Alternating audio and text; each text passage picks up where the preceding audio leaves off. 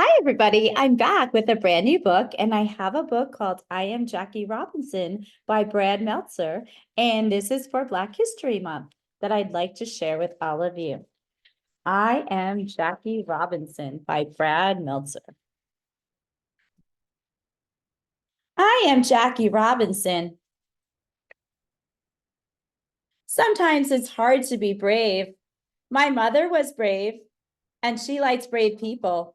When I was born, I was the youngest of 5 kids. She even named me after someone brave.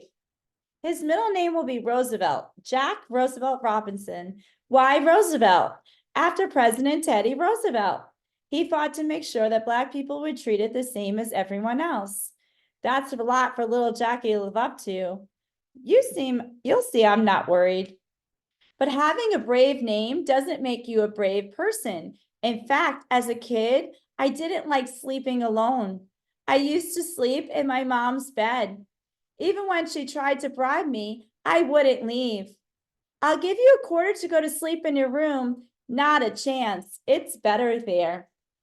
So, his mom always thought he was brave, but when he was little, he wasn't so brave. He slept in his mom's bed. He was a little scared. That's okay. One of my scariest moments came when I was 8 years old. I was outside and a girl from across the street called me a terrible name. I was so mad, I yelled a name right back at her. Her father came running immediately. He didn't like it that a Black boy was standing up to his white daughter. We were the only Black family on our block. What did you call her? She started it. I don't remember who threw the first rock, but the fight was on. Me versus her dad. I had a good arm, but no one wins in a rock fight. Eventually, the girl's mother came out and broke it up. Like I said, the world could be a scary place. Even as a kid, there was one thing that always made me happy. So, pretty sad, right? This girl, she's calling him names, and he was just trying to stand up for himself, and they got into a rock fight. It's very sad. So he was very good at sports and at winning sports. Okay, that's two things. I love playing everything: baseball, football, basketball, soccer, marbles, even dodgeball. All the kids would get in a circle: white, Black, Hispanic, Asian, and we all played together. The rules were simple. If the ball hit you, you were out. I duck, jump, leap, and of course, throw and throw and throw. And by the time I was done, I'd be the last one standing. Are they mad that I won? I don't know. Fall down, maybe they won't notice.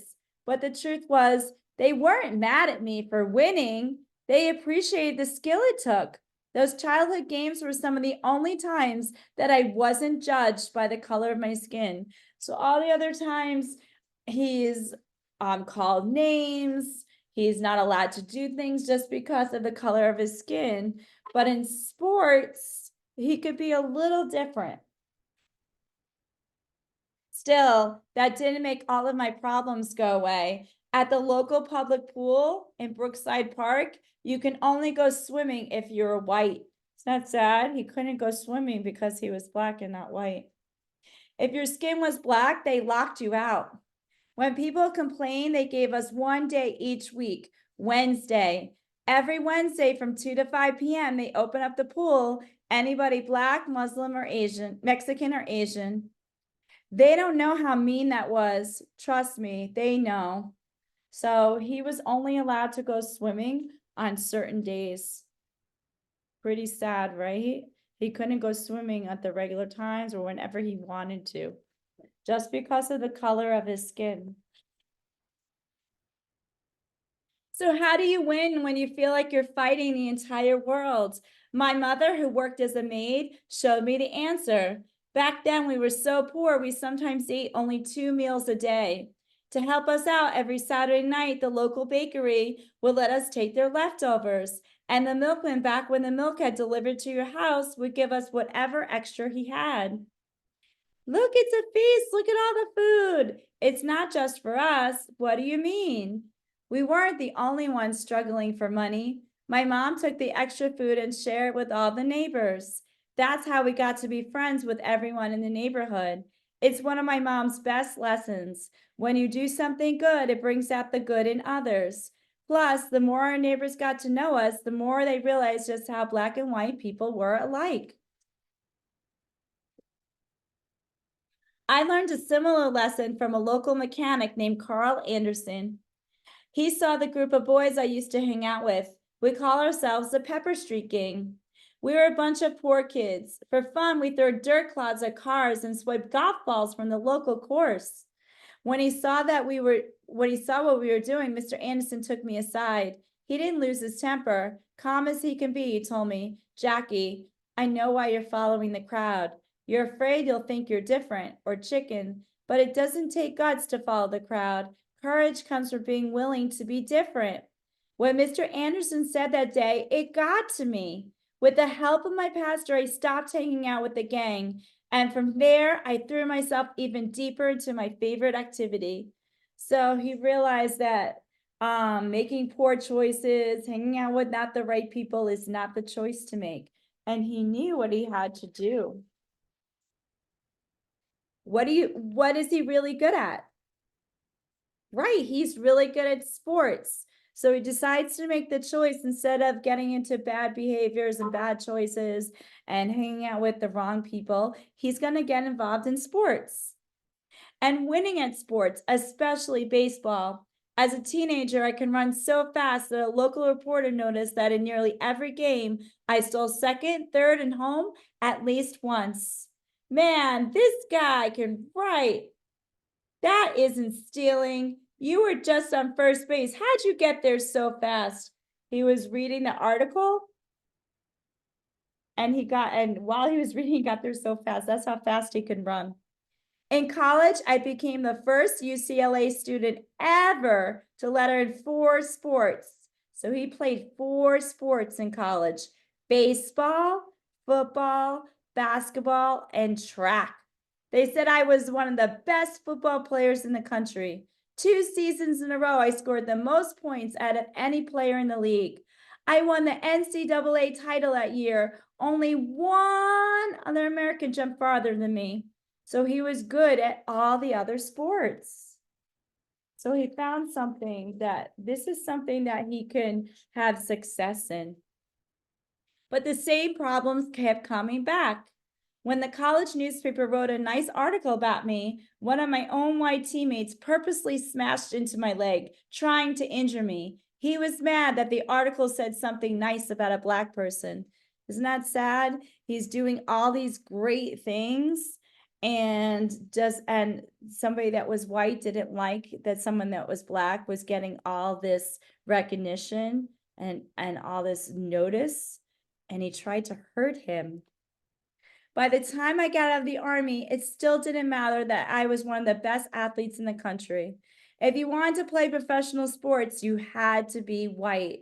That said, no matter how good he was, because he was black and not white, he couldn't play these sports. Sorry, son, your kind doesn't belong here. Back then, if you were the world champs, it meant you were the white champs. In all of Major League Baseball, not a single team had even one black player.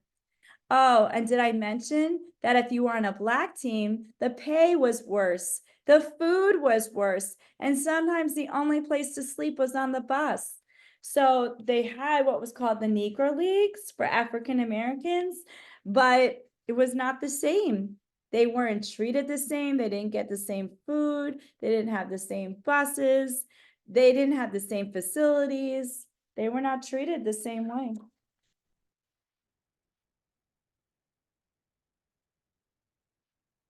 Sorry, guys. Yeah. Thanks to a man named Branch Rickey. Rickey was the president of the Brooklyn Dodgers, one of the most popular baseball teams ever. With so many players fighting in the World War II, Rickey had a plan for filling his team.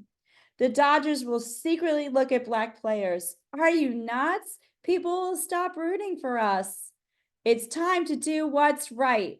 And after searching all across the United States and the world, Branch Rickey found me. I'm Jackie Robinson. Nice to meet you. I think you can play in the major leagues. How do you feel about that? Mr. Ricky told me that he knew I was a good ball player, but he wanted to know whether I had the guts. He warned me that many white people would be mad to see a black player. So even though he was so good, he was such a great athlete, there was a lot he had to deal with. He wasn't going to be treated nicely. He would be called names, and it could be even dangerous just because he was African American and not white. There's no one on our side, no owners, no umpires. Loads of players and spectators will yell at you. Pitchers will throw baseballs at your head. But no matter what they do, if you get angry, it will look like you can't handle it. So even if players were calling him names, fans were calling him names, and any of that, he still had to show that he wasn't getting angry. So that was a very hard thing to do. On April 18th, 1946, at 27 years old, I was given my shot. At Roosevelt Stadium in Jersey City, New Jersey, I played my first official game for the Montreal Royals, the Brooklyn Dodgers farm team. You better believe I was terrified. I didn't want to let people down. And then at 3:04 p.m., in my first at bat, I was thrown out at first. Thousands of black spectators had come to see what I could do. Thousands of white people were there too, convinced that a black player couldn't possibly be good as a white one. It was up to me to prove them wrong.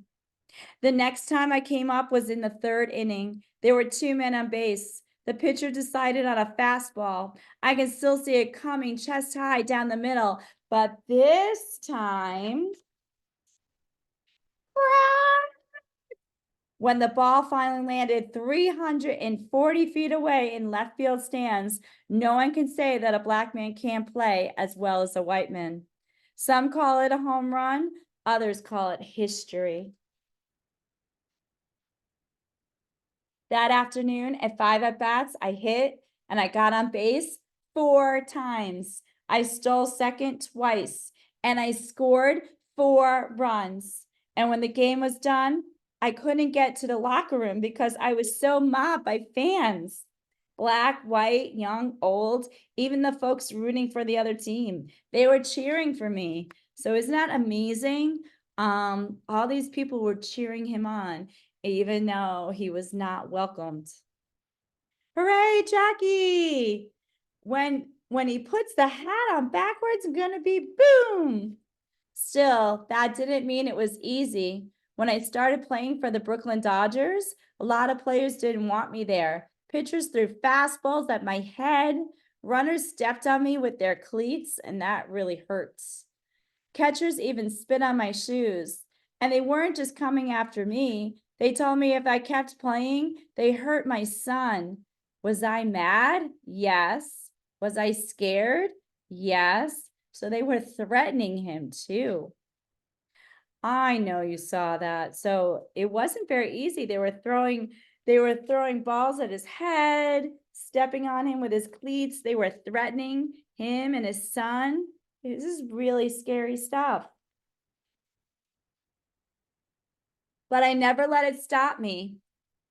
Game after game, I kept playing, knowing I wasn't just playing for myself. Each time, more and more people, black and white, were cheering. In the stands, fans were, "I'm for Jackie." And slowly, eventually, we were all playing together. Black, white, Asian, Hispanic. Baseball opened up for everyone. So not only was he the first African American baseball player, but he opened up the doors today that now you don't have to be white to play baseball. You could be Hispanic, you could be Asian, you could be anybody. So he's a real trailblazer in history. He really changed history and changed the sport of baseball. Through the simple game of baseball, the country sought a new possibility, a new option. All they needed was for someone to go first. And it says, was National League MVP in 1949 when he led in hitting and steals. The Dodgers won 6 pennants in 10 seasons. You see his stats? He stole home 19 times. He was one of the few people inducted into the Hall of Fame the very first year that he was eligible. In life, people tried to scare me. They wanted to stop me. They wanted to make me go away. Why? Because I was different. Each time I wanted to fight back, but for real change to come, you need to lead by example. So he was scared, he was mad, but one thing that he never did was give up. He kept going. Being a leader takes bravery, but remember this, nobody is born brave. No matter how big or how small you are, there will always be things that scare you. It's okay to be afraid. Just don't let them stop you. So it's okay to be afraid of things. Not everything in life is easy and not everything you'll be able to do, but never give up. There's real power in each and every one of us. Use the power to do what's right. Use the power for a cause that you believe in. And most of all, use the power to lead and help others. I'm Jackie Robinson. I will always lead the way, and I hope you will too. When others see your example, they'll stand with you. It's the only way the world ever gets changed, together. And that was I Am Jackie Robinson. I hope that you all enjoyed that. I hope you saw what an amazing human being he was, how he was scared, but he still never gave up and he believed in his dream and he believed in doing what's right. And it was hard. It wasn't easy. People were not nice to him. They would threaten him. They tried to hurt him, and he never gave up and he changed the sport of baseball. So that was I Am Jackie Robinson. Thank you very much. I hope you enjoyed it, and don't forget to like and subscribe. Thank you, everyone.